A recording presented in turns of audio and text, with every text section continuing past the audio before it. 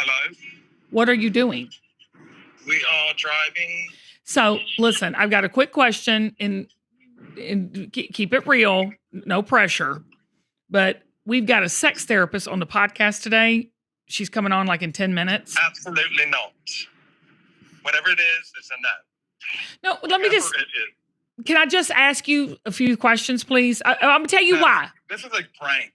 This is not a prank. This is such a prank that you're calling on the phone with Zach, and this is a prank. This is not a prank. Zach is sitting here listening. You're not on TV. This is not a prank. This is a true story. It's being recorded. It's not being recorded. This is Vanessa Marin. It's a prank. This is like the AT&T call I got the other day. This is not so... He just hung up on me. I'm about to call him back now. Gird your loins, here comes the Kim Gravel Show. Hey, y'all, I'm Kim Gravel, and welcome to the Kim Gravel Show. I'm joined, as always, by my right hand, my ride or die, my producer, Zach. Hey. Hey, Kim. Hey. I'm so excited about today because we're talking about sex, baby. I'm talking about you. I joke around a lot, and I tell my husband, I love you, don't touch me. We actually are doing a whole series of like in real life sweatshirts, Zach, and I love you, don't touch me is the number one asked for sweatshirt. Are you serious? On QVC, yeah. Oh my God. Cranky and I love you, don't touch me is what people are wanting the most of. So I have a feeling, y'all, that this guest today is going to be telling me that's the wrong approach to intimacy, I bet. but if it's on a sweatshirt, it doesn't lie, right? I mean, that's I'm just saying, like, hey, those kind of listen, my guest is Vanessa. She's a sex therapist. Vanessa, if we can sell a sweatshirt with on, that's what we're going to do, honey. We'll talk about intimacy later. So if you're like me and the spark is just not, catching fire in the bedroom anymore, and I can't believe I just said that to all of y'all listening, or you want to find more enjoyment in sex, then I think, this episode is for you. Basically, Zach, when you talk about sex, there's a stigma around sex. Yeah, big time. Wait a minute. I'm going to take it a step further, and I want to talk to Vanessa about this. Especially married sex. Okay? That's a different vibe altogether. Would you agree with that? Oh, 100%. I think it's a totally different thing. It's Vanessa, a totally different thing. And Vanessa's so good at talking about this. Like she does. Good. She does the show, her podcast with her husband, and they just talk about sex all the time. Well, and this is the thing. I think sex is overrated. That's my opinion. I'm curious to see what she thinks about it. I think overrated might be the wrong word. Let's step that back before I get a million emails and calls about that. But let's just step that back. It is hyped to a level that is unrealistic. Is that a better description? And I also think this is how so many people feel about sex. It's not this mind-blowing thing that our culture wants you to think it is. Especially when you're married or you've been married for a long time. But it is sex sells. You hear that all the time. And I think it's that way because it's instinctual. I think God made us to be sexual beings to procreate and also for amazing intimacy, right? So, I mean, there's a lot of like foundational principles that how human beings were created that, it's instinctual. But at the same time, we have hyped it to the point of if you don't have this sex every single day with 17,000 orgasms, then, you don't have a good sex life. So I'm telling you, Travis and I love you, don't touch me. We are so tired that, it is to the point where it truly is our intimacy and our fantasy is just falling in bed and sitting there and having 8 hours of good night's sleep. That is just as good as sex sometimes. I think we need to save all of this. Vanessa's in the waiting room. We should let her in. We should talk to her. Let's get her in here. All right, y'all. My guest today is a licensed psychotherapist with over 20 years of experience in sex therapy. Yep, I said it, sex therapy. And you know what? Her mission is to make the conversations about intimacy a little bit more approachable and less intimidating. I know I can't wait to talk to her. And her new book is a New York Times bestseller called Sex Talks, 5 Conversations That Will Transform Your Love Life. Everybody get ready to talk about sex, baby. Let's welcome Vanessa Marin. I've never heard my name like that before. I might need a clip of that from you guys. We're definitely, that's your new ringtone. Yeah. I love it. Sex. You did it. You said the word. I said it. Kim.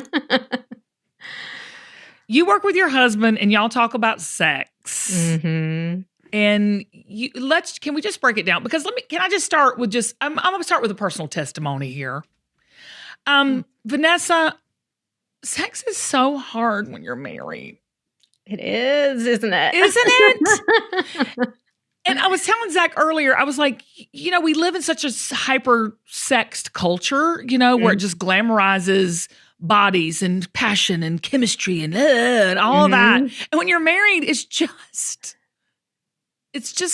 I don't know. It's just sex. Wait, tell her what you were literally just telling me. Like right before she came on, we were recording and you were saying that what was it? The shirt that people want to see? And the phrase you kept saying over and over again? So on QVC, I often say I'm making these kind of ironic in real life sweatshirts because I always say to my husband, I love you, don't touch me. Because he'll stick his little toe over on my little calf or something. And I'm like, no, I love you, don't touch me. I'm tired. And so that's probably the number one sweatshirt that everybody wants is the I love you, don't touch me sweatshirt. So Vanessa, needless to say, I need you. So take over. Tell me what I need to do. What's going on? I need therapy, honey. I'm so excited to chat with you. And I'm really grateful that you were willing to open up this conversation. And you know what? I can relate to you. Like I've been with my husband, Xander. We're coming up on 18 years together this year, which I don't feel old enough to be in a relationship that long. You are not old enough. I can look at you and tell. I got married when I was 10. Child bride. You were child bride. But, we've been through our own ups and downs. And I know that feeling of, I feel like we should be having sex. It seems like everybody else maybe is having more sex than we are. But I don't know how to actually get things going, so we've been there in our own relationship too. I really get it. And that for me is the first step of this work is normalizing this for people.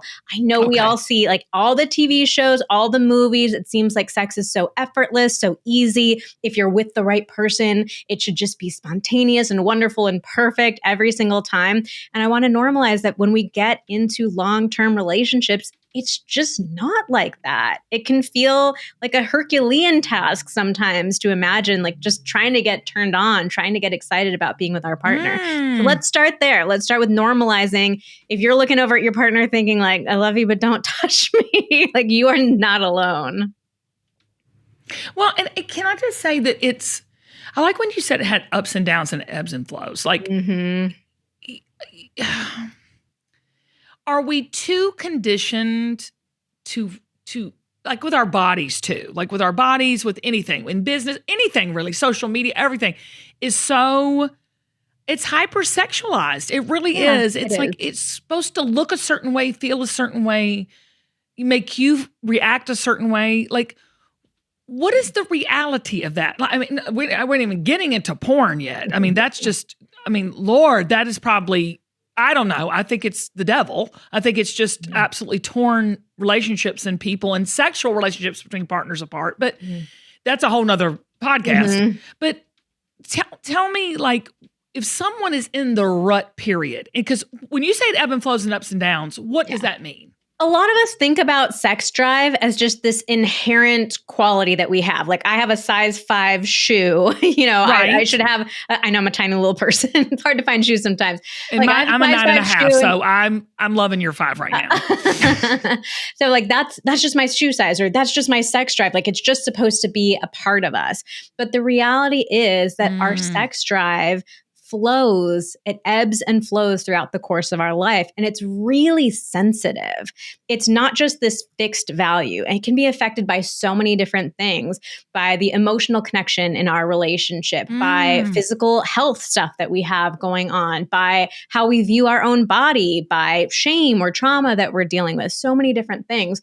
And so because of that, like our connection with our partner can ebb and flow too. We have periods of the relationship where it feels so much easier to connect inside and outside of the bedroom. And you have seasons of the relationship where you're like, don't look at me weird, or you're breathing too loud, right? So that's another part of what we have to normalize. But unfortunately, so many of us get to these places where We feel the spark starting to fade and we freak out about it because you don't ever see that on TV and in the movies or like when you do see it, it's like a sign of doom. Like, oh yeah, now they're really over. And so we don't know any tools, any resources for how do I reconnect with my partner once we're starting to get into a dry spell, once we're starting to feel more like roommates and romantic partners, because we don't have those tools. We don't have those resources. We don't know how to talk about it. It actually makes those dry spells last even longer. So that's what I'm here to do is like, let's normalize that it's okay for it to happen in the first place, but then let's jump in as quickly as we can and give you the tools and resources to understand how to actually reconnect with your partner. Hey, y'all, I'm so excited to welcome a new sponsor to the show, Pique. They're on a mission to create doctor-approved, cutting-edge solutions for your head-to-toe health and beauty transformation. Pique's Radiant Skin Duo has been a game changer for me, and this doctor-recommended duo, backed by top experts, is designed to deeply hydrate, boost your energy, I need that, whole body wellness from the inside out. And with over 15,000 five-star reviews, I knew I had to try it. And y'all, just simply wow, because within weeks, I felt a huge difference. And let's talk about purity. Because not all wellness products are created equal. Pique goes above and beyond with the quadruple toxic screening, meaning every single ingredient is tested for heavy metals, pesticides, and mold. No artificial junk, no sugar, just clean, science-backed hydration and energy. So if you're tired of feeling depleted and want to finally nourish your body the right way, now's the time. Get 20% off plus a free starter kit with my exclusive link, piquelife.com/Kim. That's PIQUE life.com/Kim. Don't sleep on this, y'all. Your body and your skin is going to thank you. Well, so most of the people listening to this are women right now. Mm-hmm. And I bet you a large percentage of women either are in or have dealt with this situation. Because I know for Travis and I, the challenge is with 2 teenage kids, work, here and there, everywhere, running the kids around, being a involved parent. That's a full-time job within itself. Mm-hmm. It's hard to make time for each other. Mm-hmm. And really, sometimes we don't want to make time with each other. Sometimes we just want alone time where we're not having to think about responsibility and having sex and having a hot sex life and all of that seems like date night and It seems like it's just more work. It's more flipping work, Vanessa. It is. It absolutely is more work. All right. But what I want to try to convince you and the women listening of is that work is valuable. And we can find ways of doing that work that feel fun and playful and doesn't feel like you're doing homework. Like who wants to, I don't want to do like homework for my relationship, right? No. But like we have to start with that central belief, that central value that the connection that the two of you share, that's special. That's important. And it's worth the two of you pouring into that. Because let me put it for you in a different way. Tell me, have you had a season of your relationship where it feels like you're just not connected, you're not on the same page, and everything feels like such a slog? Like you can't even have a conversation about, can you unload the dishwasher without it feeling tense and heavy? Like everything just takes so much more time and energy, right? Okay. So when our relationships are in a bad place, they take up so much more time and energy. But think about a time when you guys have been in a good season of your relationship where you are feeling connected. You're feeling like a team. Life is so much easier when you have an actual teammate. Yeah. We're in that now. But I will tell you the slog of it all. It's not because we didn't love each other or didn't care about each other or not that we weren't attracted to each other. It was the responsibility. It was the heaviness of life that. Yeah. Life is always gonna be life in, right? And so it's I don't want to set the expectation that you're gonna be 100% connected, super hot and heavy for each other every moment of your relationship. Like that's just not realistic. Life happens. But I think getting into the mindset of recognizing, hey, when my partner and I actually feel like a team, life feels easier. Even the hard stuff that it's going to throw our way, it feels easier when I have a teammate. So I'm all about being really practical, coming up with like, what's the bare minimum that we can do to keep that connection going? Because actually that bare minimum is going to save you so much time and energy in the long run. It's really going to feel worth it. So let me give you a couple of practical examples here. Because like this idea of feeling close to our partner, that's so huge. It's such a huge topic. It's like, where do I even start? How do I start rebuilding intimacy with my partner? I don't even know. So I want to give you some super practical things that we actually have research showing that they make a really big difference. So number one, we have some form of non-sexual touch every single day. And my favorite form of this is a 20 to 30 second hug.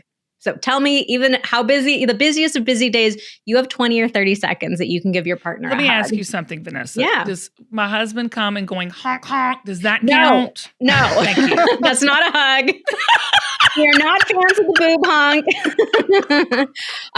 We've told our audience about this before because I'm like, there can't be any women who actually like this, right? We had that happens quite often, actually. I'm getting tickled.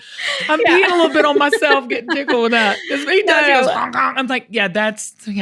No. Yeah. Out of like 750,000 people who follow us on Instagram, 2 women wrote in and said like, I think it's kind of funny. I don't mind it. No, that was it. So no, not the boob sorry to honk. interrupt. All right, so like that does not constitute an actual good hug. And what's really interesting about this is you can actually feel the moment that your body relaxes. Like you'll be holding them. It feels a little awkward. You're like, this is a really long hug. Okay, I'm going to keep going 20 more seconds. And then you kind of feel that like, where you like settle into each other. I want a hug right now. I know, right? 20 seconds. Tell me we don't have time for 20 seconds. Yeah. That's a pretty long hug though. I'm thinking about 20 seconds is not nothing. No, but when I get my kids to do that with me too, I'm just like, I feel so connected. You are so right. Yeah. So that's number one. I've got 3 for you. Number 2 is gratitude. There's actually research showing that gratitude is the number 1 predictor of marital satisfaction. And I know all of us have heard gratitude before. We kind of roll our eyes at it a little bit, like, oh, let me get out my gratitude journal and like write my 5 things I'm grateful for today. But like we have actual research showing the number 1 predictor of marital satisfaction, gratitude. Gratitude is free. It's super fast. It's easy. It feels good to both give and to receive. So if every day you could take 3 seconds to tell your partner, like, hey, I really appreciate that you're on top of pickup duty today. Or, hey, have I told you lately how much I appreciate, like, you're always so goofy. You're always making me laugh. Like, I really appreciate you. That doesn't take any effort. But if we did that every single day, it would make such a huge impact in our relationships. And number 3 is perhaps the simplest of all, eye contact. It is really wild how little eye contact couples in long-term relationships make. And if you really think about it, like think about the last time your partner walked into the room, you're probably on your phone, maybe on your computer. I bet you didn't even look up. And I say this because I do this all the time too. I don't even look up sometimes. But like think about what that really feels like when you're on the receiving end of that. It's like, you don't even acknowledge my presence. I don't even have to be here and you wouldn't even notice, right? I think one of the greatest tragedies of relationships is that we choose to spend our entire life with somebody and then we wind up feeling invisible to them. So just that simple act of practicing seeing your partner, make that eye contact with them, give them a smile. Heck, you can even combine the last 2. Make the eye contact and give them a compliment, show them some gratitude. It really will make such a big difference. You're sitting here talking about this, and this really has nothing to do with sex. I mean, it has everything to do with sex. Yeah, we have this tendency to compartmentalize sex. We think of it as just this physical act, just body parts going into other body parts. It's this thing that happens like at the end of the night in our bedroom, the doors turned off, the doors closed, lights turned off. But it's not this act that just we can silo away like that. the connection that we feel to our partner or don't feel to our partner is going to heavily impact our desire to want to connect with them in a physical way. And it sounds so obvious when I lay it out like that, but most of us just forget about that connection. We feel like I'm just supposed to want to have sex all the time. We're just supposed to be having it effortlessly and spontaneously. But you're not going to want to have sex with your partner if you don't feel connected to them. If they're feeling like a stranger, like you guys are getting into bed at the end of the night and you feel like there's a stranger pulling back the covers on the other side of the bed, you're not going to want to have sex with them. So it is these little experiences of creating more connection. It's like creating a thread that keeps us connected throughout the day so that when we are getting into bed together, it doesn't feel like, whoa, who the heck are you? Where have you been all day? Well, I want to talk about this too, because Travis and I've been married for 25 years. Congrats. And so that's a long time. Mm-hmm. But let me say this. We did not have sex before we got married. Mm-hmm. Okay.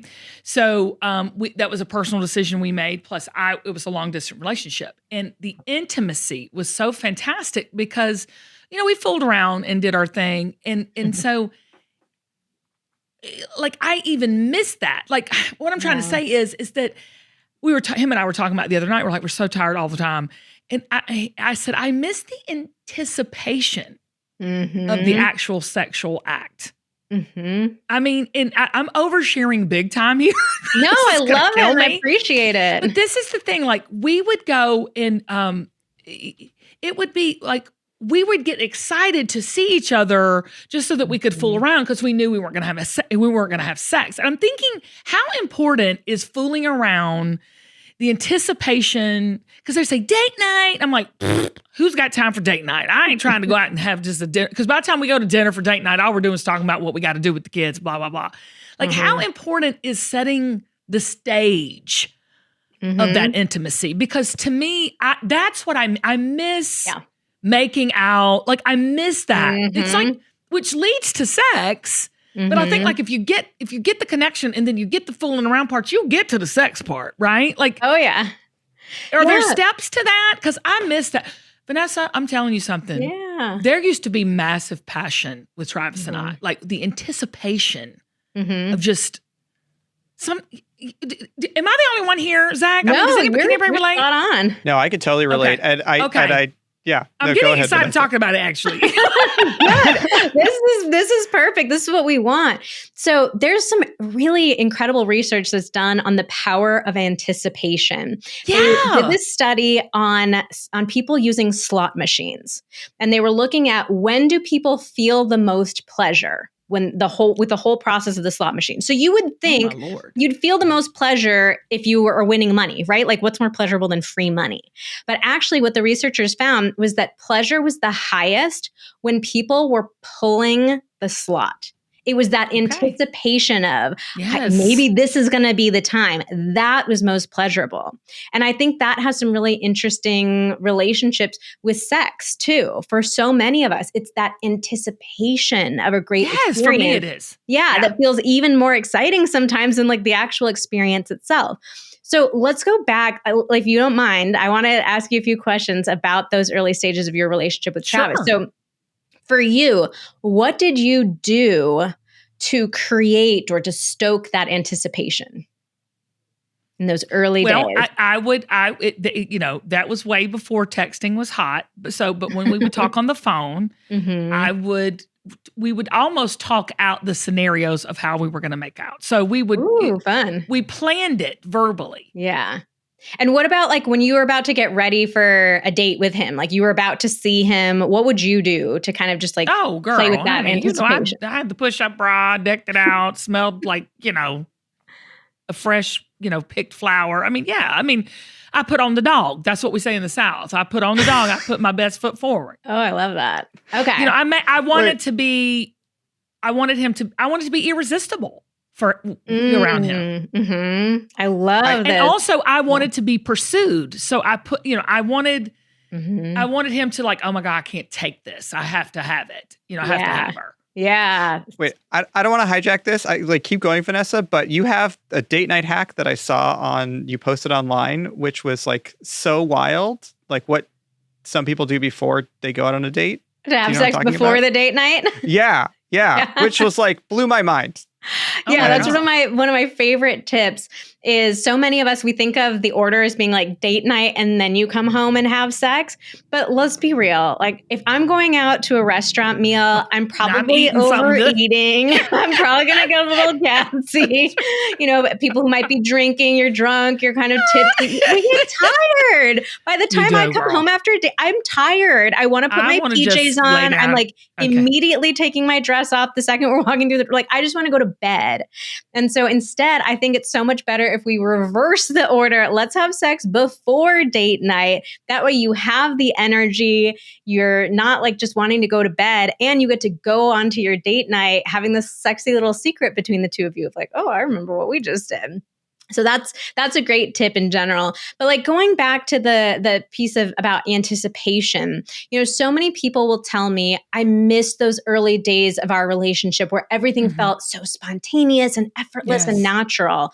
But if you really think about it, there was nothing spontaneous or effortless about those early days. We were actually putting in so much effort, talking about it beforehand, getting ourselves ready, getting so excited, thinking about it, playing it all out in our heads.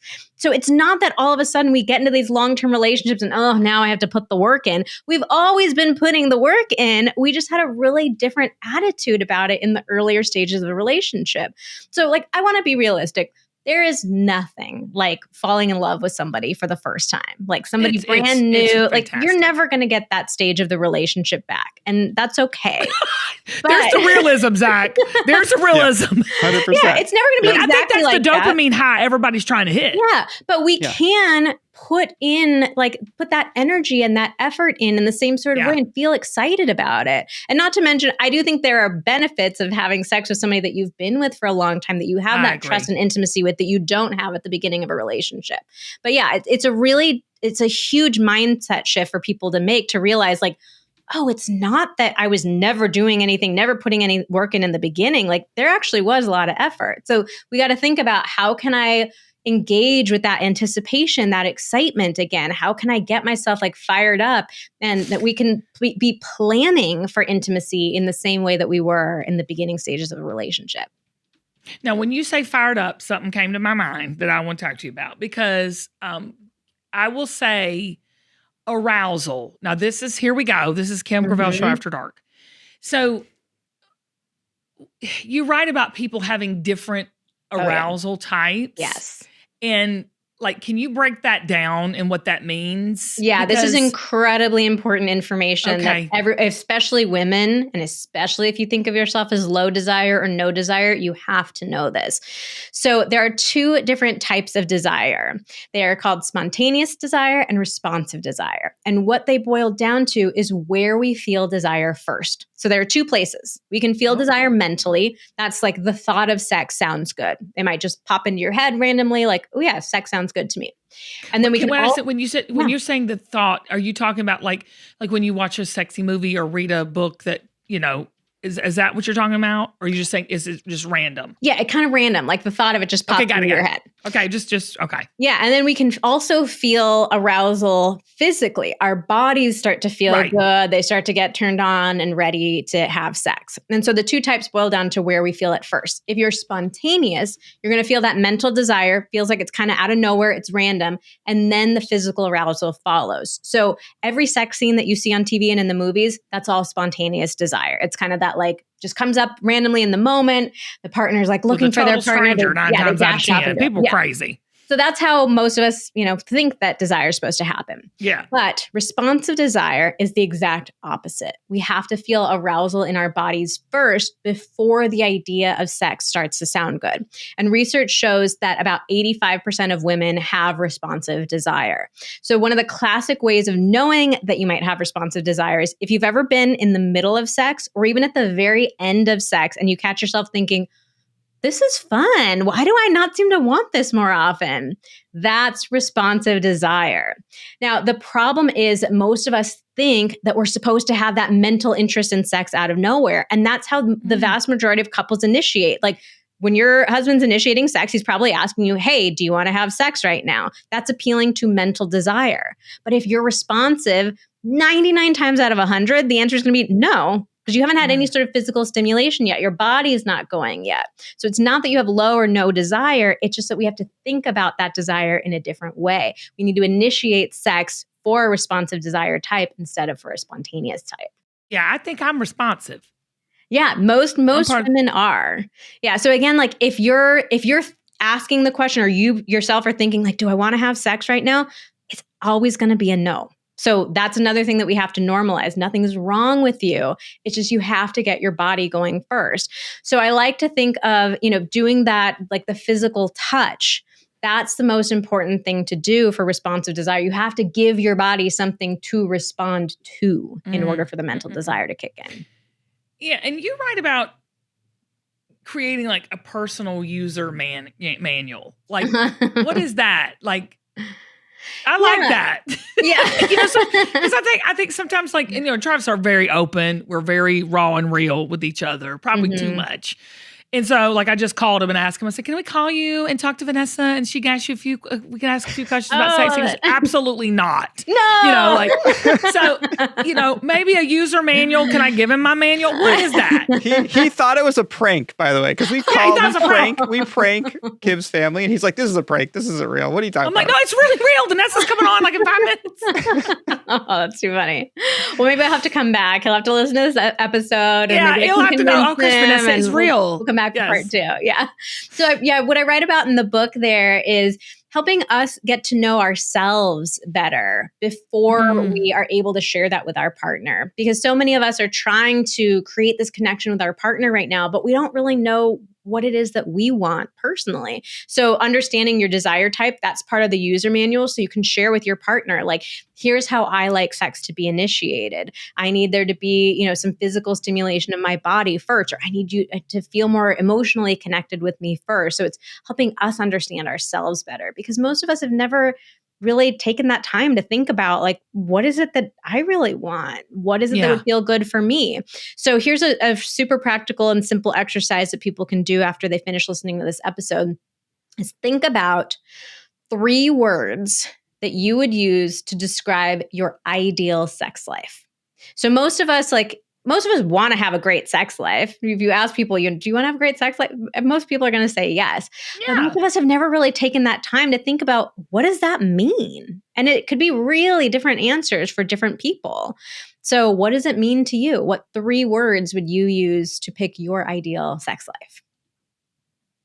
I'm sitting here trying to answer that question. Zach, do you want to answer it too? These are good Do questions. I want to answer it? No. Will I answer it for you, Kim? Sure. No, I'm just saying, like, what? Because to me, the first thing that pops into my mind when you're saying the 3 things, I'm sorry, I just hijacked the whole episode, just make it about me. No, it's great. I spontaneity seems that's the first thing that came to my mind. I would just love for it. We used to be so spontaneous. Like, I will tell you a story. Like, Travis, he's going to kill me, I swear. We'd go on trips, and it would just be at the middle of nowhere in random places. It was always spontaneous. So I'd want a little bit more of that. Not too much because I'm older, but a little bit more of that.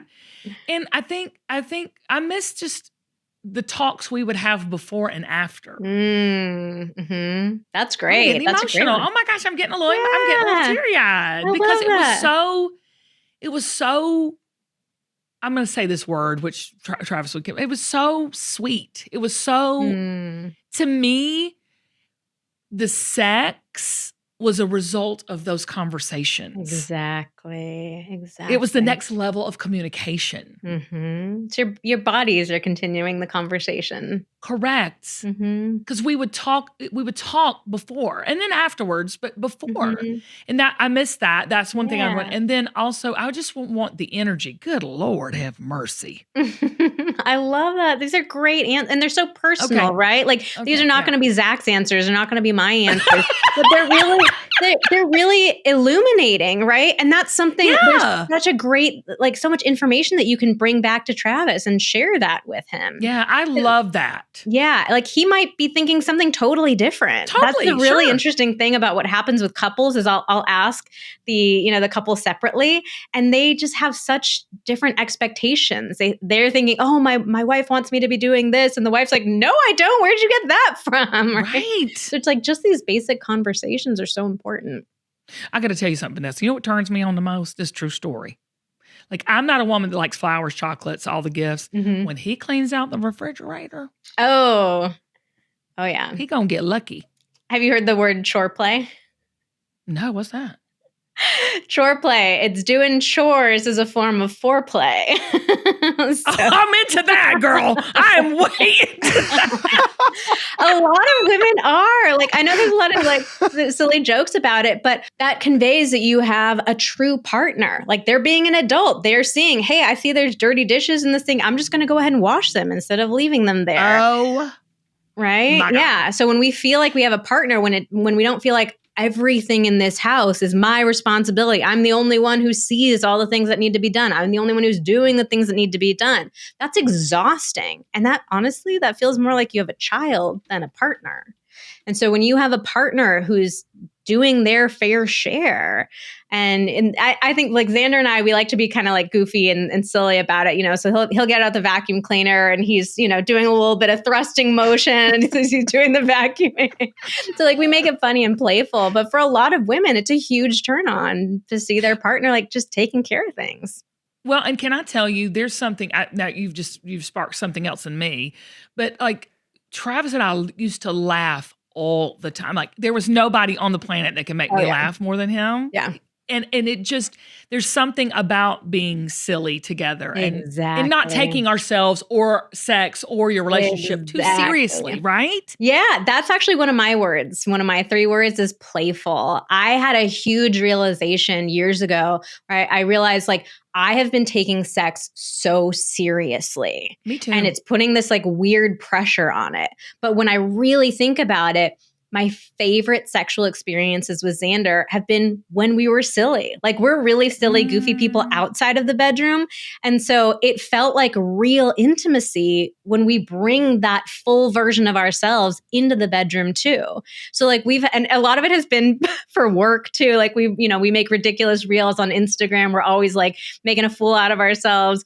And that laughter that we share with each other, it's so connecting. It's such a turn on. And that really feels like intimacy to me. Again, it's like, it's not just putting body parts in body parts. It's like having this experience of fully seeing each other and being our full selves in front of each other.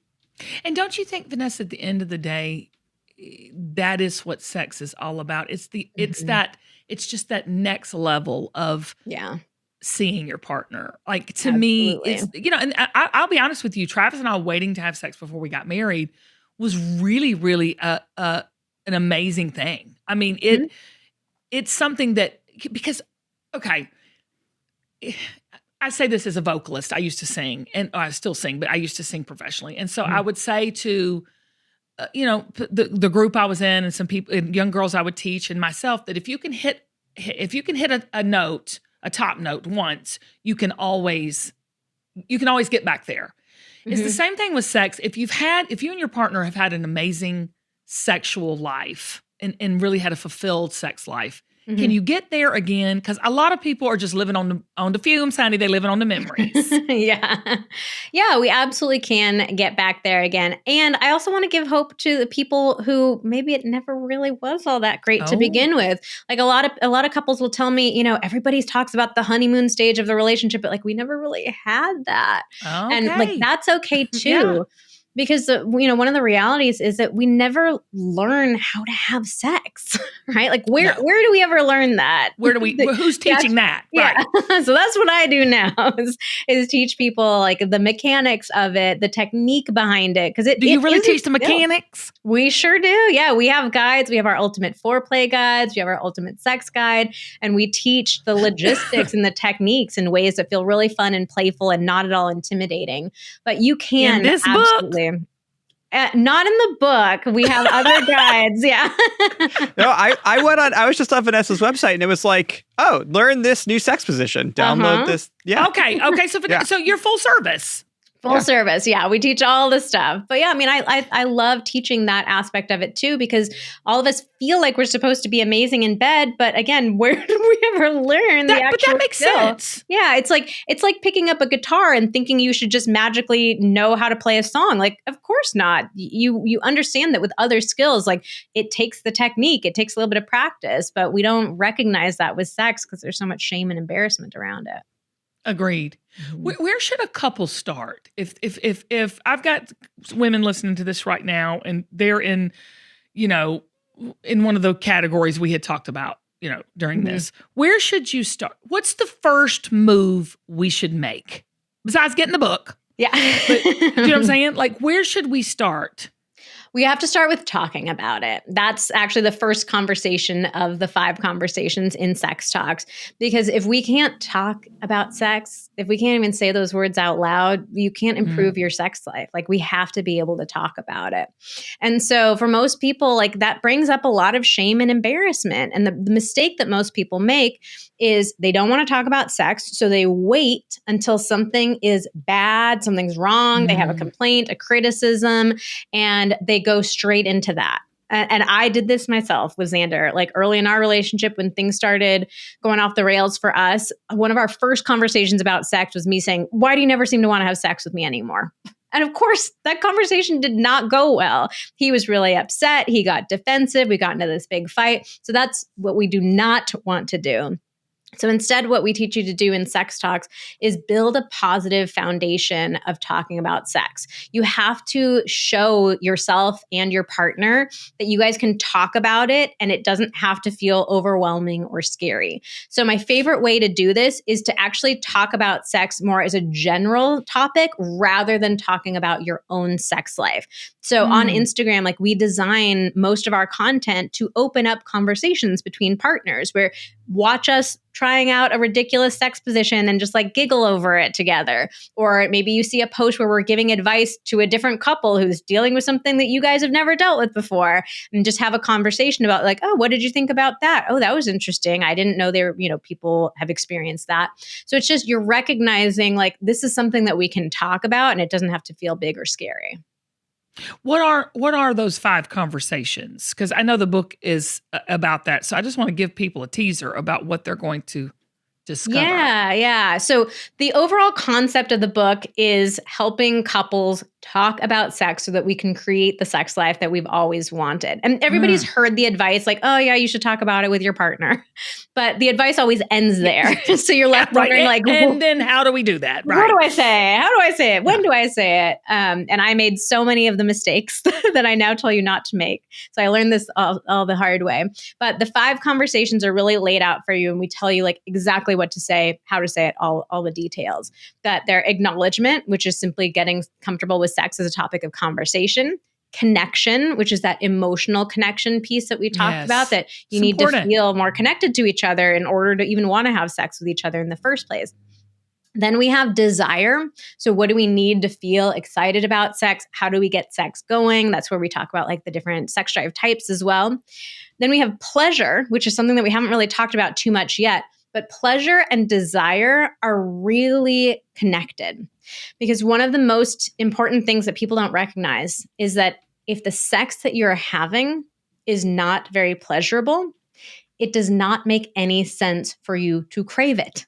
And unfortunately, a lot of us are having sex that's not particularly exciting, especially us women. A lot of women will say like, it feels more like it's for my partner than for me. There's not really anything that I'm getting out of it. It's, Right. it's true. predictable, it's routine. So it makes perfect sense for you to not be craving that experience that's not super fun. So we get into how to make sex more pleasurable, more enjoyable. And then the last conversation is exploration. How do we keep things interesting? How do we bring the element of novelty into our sex life? How do we keep wanting to have sex with each other even when we've been together for decades and decades?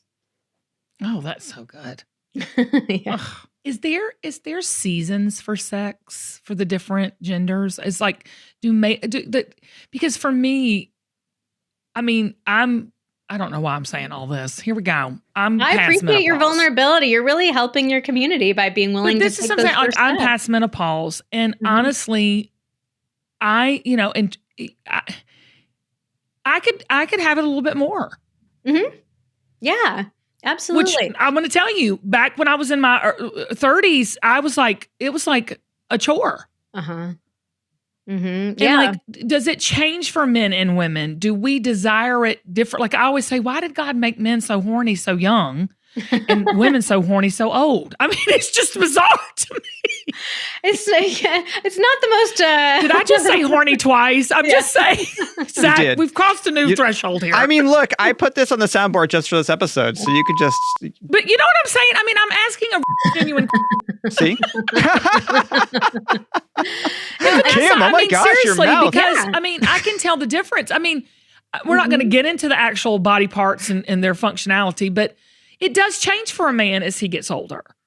It does. And there are seasons to it too. And it's a really Okay. important point overall because we have this idea that men are just supposed to want it anywhere, All the time. anytime, all the time, whatever they can get, they'll take it.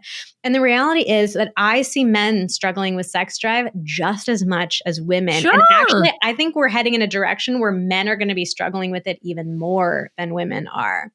And so we have to recognize like men are human beings too, and they go through challenges in the exact same way that women do.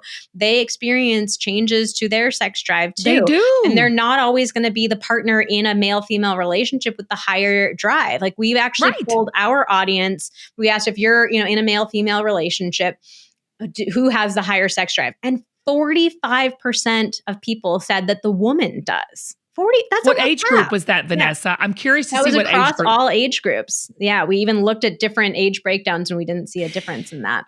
So Do you men, think it's men go through that. And with Xander, what was going on for him early in that stage of our relationship was that he was dealing with incredibly high work stress.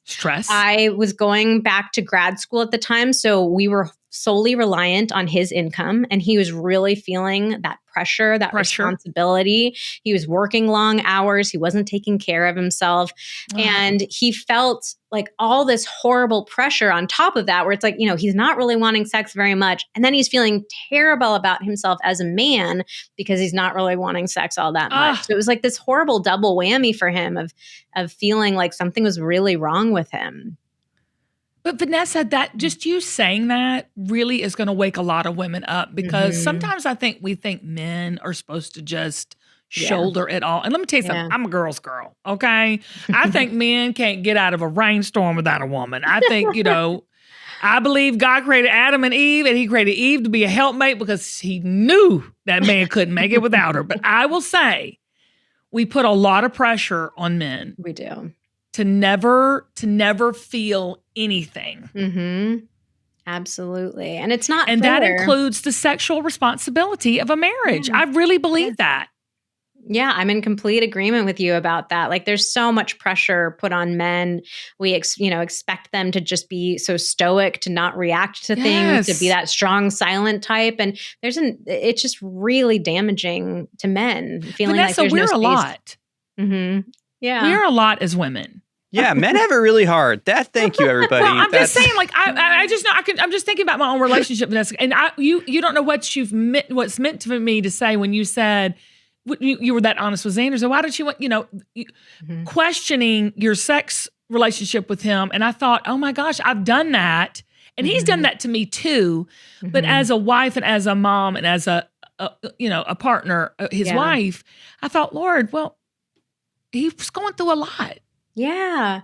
Yeah. And that's why I say, that was one of the biggest communication mistakes that I made, because he was already going through so much, beating himself up so much. And then here I come in to just really kick him when he's down. Why you never seem to want to have sex with me anymore? And what was missing behind that too is I didn't share any of the emotions that I was feeling. Like I just went straight into the criticism. What's wrong with you that you never want to have sex with me anymore? And what I didn't share with him is like, I miss you. I love you. I miss us having quality time together. I miss us having talks together. I miss us being silly and goofy and laughing.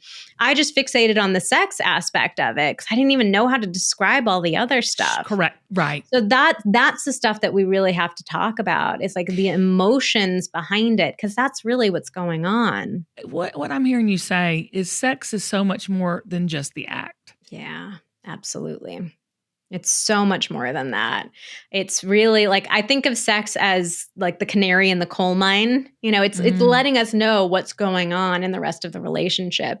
If you guys aren't feeling connected, that's your signal to take a look at, hey, what else is going on in our relationship that we're having such a hard time connecting physically? And I love the way that we were talking about it earlier too. It's like your sex is your body's continuing that conversation of intimacy and closeness and connection. So what's going on that our bodies are not able to get to that place? Well, I mean, full disclosure, I'm sitting here talking about it now. I'm going to have sex with Travis. I'm getting ready to call him and get off this podcast. I mean, but just like you said, just talking about it has really made it more interesting. Yeah, because it brings it out into the light of day when we feel like things are normalized, when we don't feel that shame or that embarrassment, like, oh my God, something is so wrong with me. When we realize like, oh no, this is normal. Other people are experiencing it too. It just feels like this huge weight off of our backs. And when we realize like, hey, there are some simple, practical things that I can do to start reconnecting with my partner, like it makes us feel excited again. We get that same kind of the anticipation, the excitement of like, I miss my partner. I miss connecting with them. I want us to have more fun together. So for you in particular, I get really curious about how can you guys bring some more fun back into the relationship. Of like, life is busy. Life's always going to be throwing curveballs at us.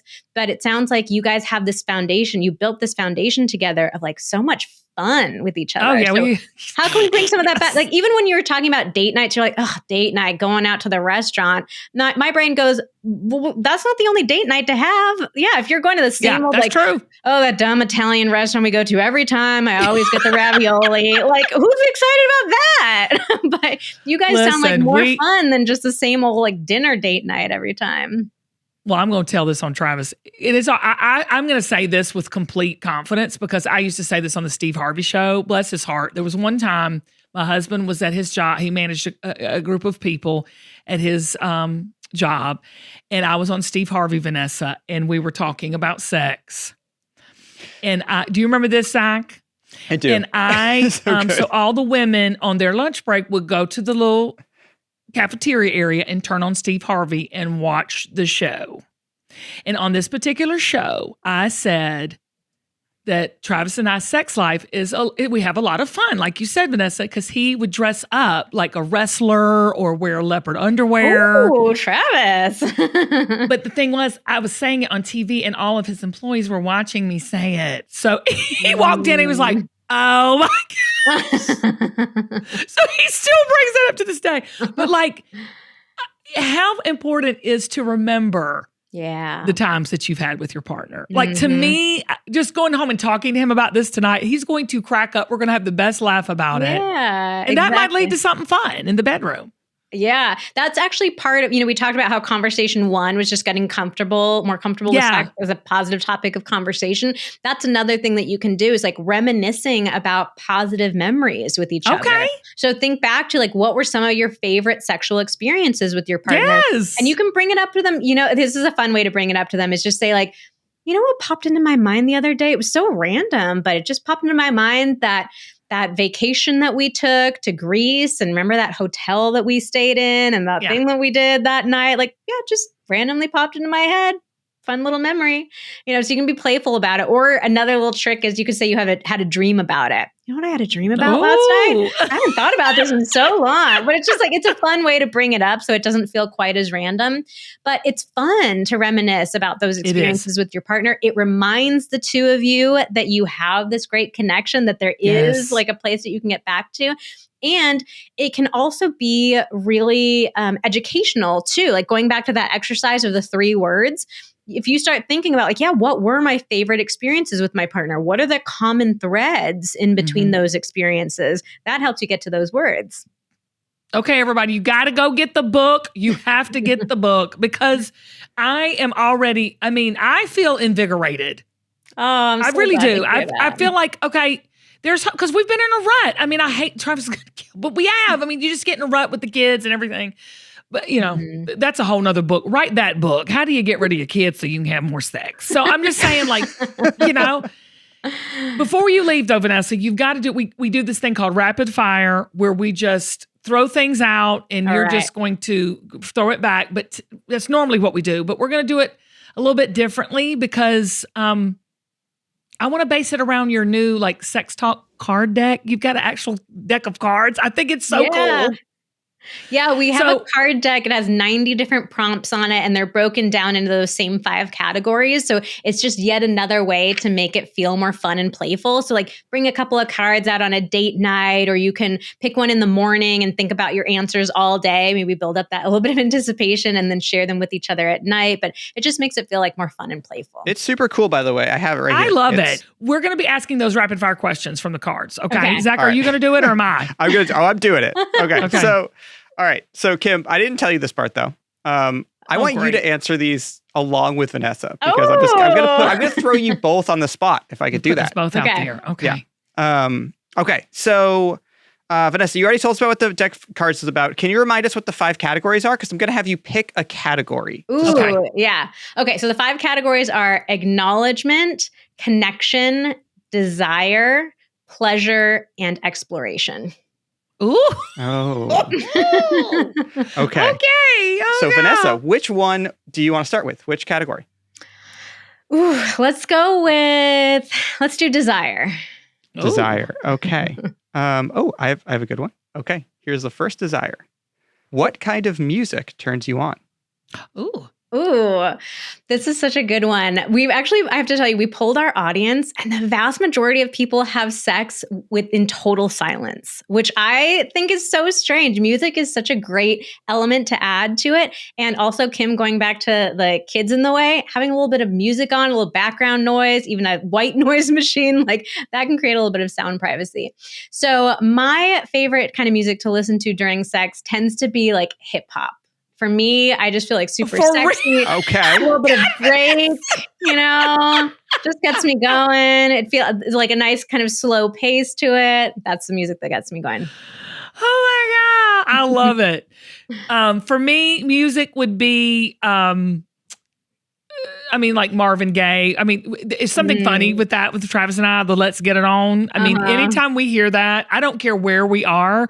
Or the song from Tony, it's our anniversary. That's a funny one for us too. Oh my gosh. We have a humorous relationship. Yeah, it's great. Yes, I love it. Oh my God, this is getting me thinking about all this. Girl, I remember our anniversary.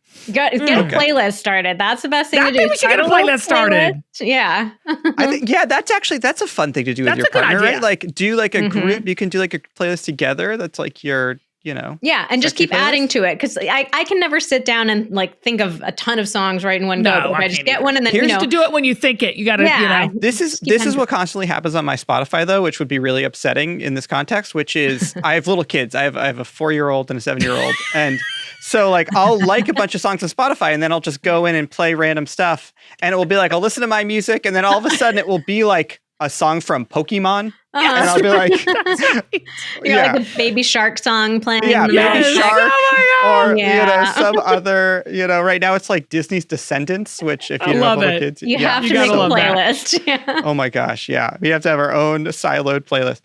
Okay, Here's ready for the next. We'll do the next desire card. I have two desire cards that I want to picked. choose my own category. Excuse me. Okay. Choose a category, Kim. Okay. Exploration. Thank you. Exploration. Okay. I picked a lot of These are great cards, by the way. These are fantastic. And I didn't pick the spiciest ones, obviously, but there's some really fun. Okay. Here's a good one. What's your favorite time of day for sex? Ooh. Vanessa?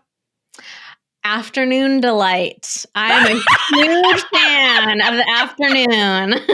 Morning is like a little bit too early for me. Nighttime, I'm getting too tired and sleepy. But afternoon, especially somebody who works from home and has control over her schedule, afternoon is my best time.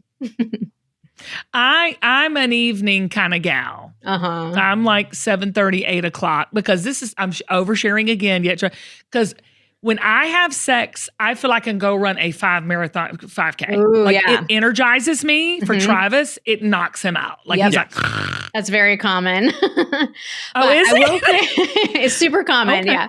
Same thing for us too. I will tell people though, one of my other super practical recommendations is do not leave sex to the very end of the night. That is the hardest time to get excited about it. You're already exhausted. You're already getting into bed. You're doing that math in your head of okay, if I fall asleep right now, maybe I could get 6 hours of sleep. That's the worst time for sex. So prioritize. I know everybody's schedule is different. We've all got so much on our plates, but even if you can prioritize it over one or two of your normal activities, just don't do it right before bed. Right before bed. Yeah. Good. And is it good to schedule it? Oh gosh, we didn't talk about this. Yes, I love scheduling sex. I know people get really freaked out when they hear that. It makes us feel like, oh my God, our sex life is officially dead if we have to schedule it. No, I could see the excitement in that. Yeah, we were talking about the early stages of a relationship and that all the anticipation building earlier. We were scheduling sex at the beginning of our relationships. When you schedule a date and you're having sex with your partner, you're scheduling sex. You know what's going to happen. You're actually excited about it. You're like, oh yeah, I'm seeing him on Friday. I'm getting super excited. So I think that it's a great idea for us to schedule it. And I don't like to even use the word schedule because I think that makes people think of it too clinically. Okay, we'll have to look at our calendars. All right, how about Wednesday at 8:35 p.m.? We don't want to do it that way. But I like thinking of it more as planning for sex or being intentional about intimacy, thinking about okay, life is really busy. How do we find time for it? How do we make time for it? So even, looking at your schedules and seeing based on what's going on for our relationship or our family, what are those ideal times for us to try to be intimate and really carving out that time to spend with each other. Prioritizing. Mm-hmm. I love that. Okay, wait. I have one other exploration one because this reminds me of something you said earlier, Kim, which was you and Travis would maybe have sex in different places when you were early on in your relationship. So, would you rather have sex in a car or in a plane? Vanessa, you go first. You want me to go first? Okay, I'm gonna pick car. Because plane, the only place for it is the bathrooms, and those bathrooms are too small and they're too gross. It's funny for the novelty of doing it, but the reality of being in those gross little bathrooms, I just can't. So I'm going to go with the car. Yeah, I'm not part of the Mile High Club either. I would have to say car. And Travis, I have in a car, and it was really great. Mm-hmm. It was fun. Yeah, it was painful, but fun. Yeah, not the most comfortable, but it's fun. But it's worth it. All right. Do we want to pick another category? We have time for a couple more. Yeah. You go for it, Kim. Okay. I'm going to say pleasure. Pleasure. Okay. A lot of these were very risque. This was the only pleasure one I thought would be appropriate for the show. Would you rather have sex with the lights on or the lights off? Oh, that's a good one. That's a good question. Mm-hmm. I'm a lights on kind of gal. You're a lights on.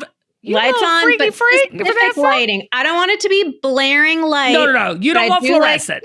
I do like light. I like to be able to make eye contact with my partner. I like to be able to see what's going on. So I love candlelight. Can feel really sexy. Candlelight is good. If you have one of those salt lamps, those cast a really nice glow on the skin. So those are really fun. Well, Travis likes it on. I like it off. So we do compromise. We turn the bathroom right on and kind of close the door a little bit. So it's just peeking through. Yeah, a little bit of light. He is going to kill me for oversharing, but I don't care. He That really is very specific. I was picturing, you want it off, Travis wants it on, he gets like a headlamp.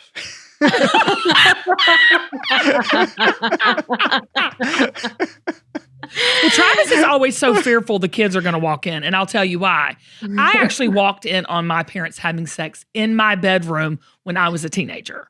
In your bedroom? In my bedroom, Ooh. in my bed, in my bedroom. And I walked in, I flipped out. I'm like, what's going on? They're like, we wanted a change of scenery. And I walked out and said, wash the sheets. And I walked out. I was a junior. How old were you? Junior in high school. Wow. Interesting. Okay. In my bed. Now that's disgusting. I I'm would sorry. say, Like Kim, that's okay. That's something In you your should take bed to a is- therapist, yeah. and you just did. So As a therapist, I do not recommend that.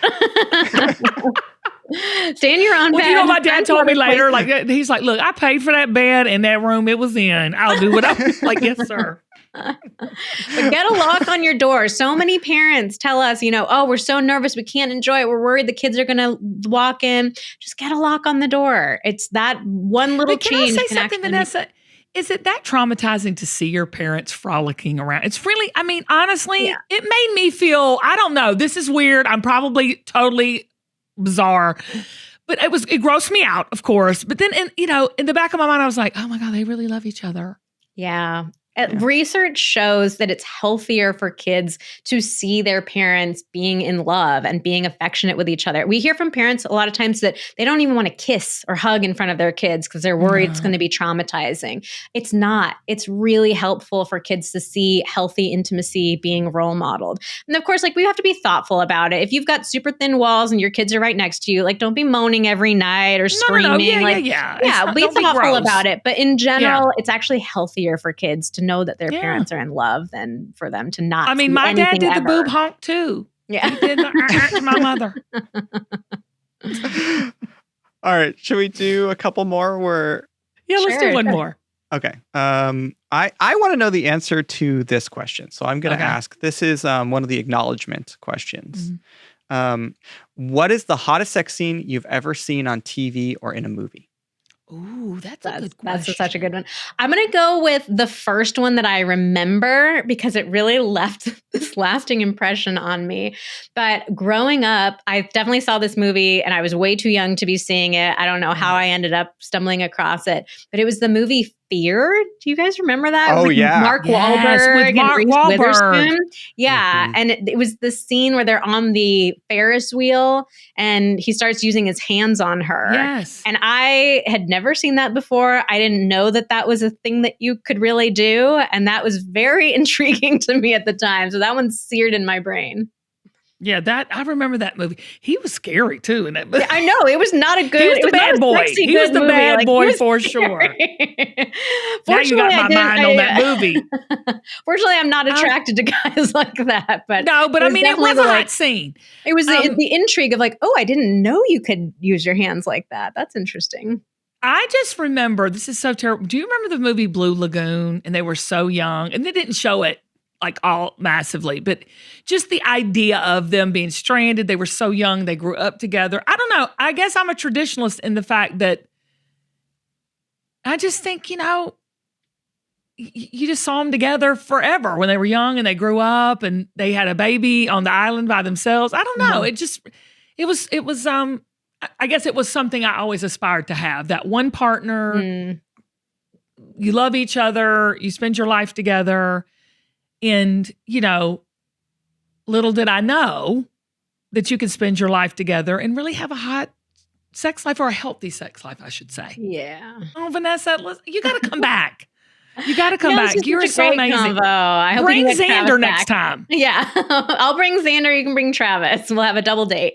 Oh, Lord, bless his No, it's starting to sound like a sausage fest. I don't know about that. I feel like it'd be too much. Travis would be like, Too much. But he's used to me oversharing, and he secretly likes it. Anyway, follow Vanessa and her husband Xander on their Instagram at Vanessa and Xander, and listen to their podcast, Pillow Talks, wherever you can get your podcast. Her book is out now, and this is going to rekindle the spark in your relationship, y'all. Go get it. It's called Sex Talk, 5 Conversations That Will Transform Your Love Life. And make sure to get the Sex Talk card deck.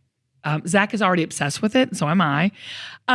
Where can we get that, Vanessa? You're anywhere?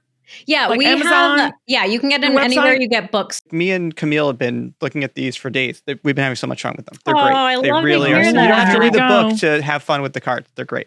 Now, yeah, I mean, but you'd do have both. do it. Get them. All right. Thank you, Vanessa, for being here. I love you. Will you come back? I will. Thank you so much for having me. This has been such a fun conversation.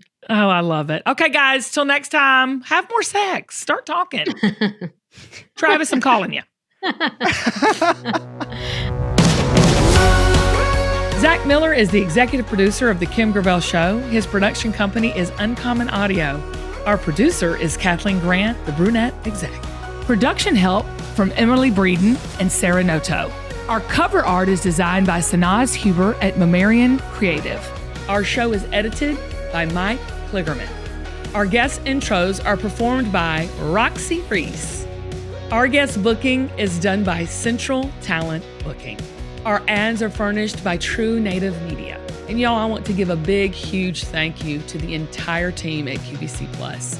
And a special thank you to our audience for making this community so strong. If you are still listening, then you must have liked a few episodes along the way. So tell somebody about it. Tell somebody about this show. And join our mailing list at thekimgravelshow.com. I cannot do this show without you, and so I thank you from the bottom of my heart for listening. I hope you gained a little bit of encouragement, light, and love from watching and listening to The Kim Gravel Show. I love y'all so much. Until next time, bye y'all.